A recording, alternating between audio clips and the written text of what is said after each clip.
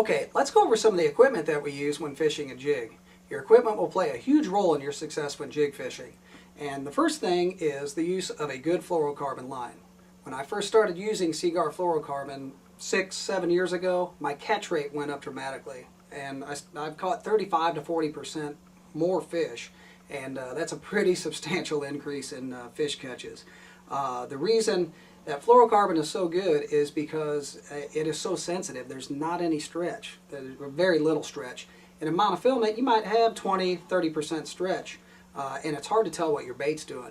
You need to be in contact with your bait 100% of the time. You need to know what that jig is doing, if you're in cover. If you can't feel your bait, if your bait is weightless, then it's time for one of those bone-crunching hook sets because Mr. Bass is swimming off with your Omega jig. So Seaguar, they make their own resins, and they are the world's leader in fluorocarbon line. Also, another thing is Seaguar is invisible under the water.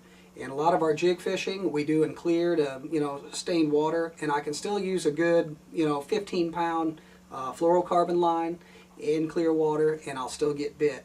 Sometimes I'll drop down to 12, and very rare occasions I'll drop down to 10 when fishing in just ultra clear water.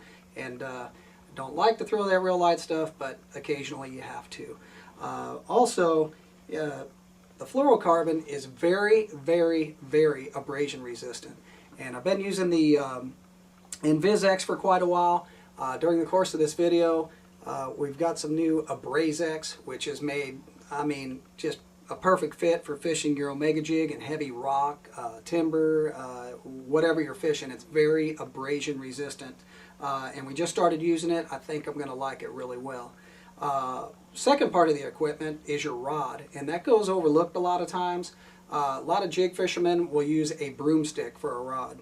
It's just stiff as a board, and that's not what you want. The only time I'll use a rod that's that stiff is probably when I'm flipping heavy matted vegetation, and you really got to get them out of that stuff. I want a rod, normally use about a 7-footer on average.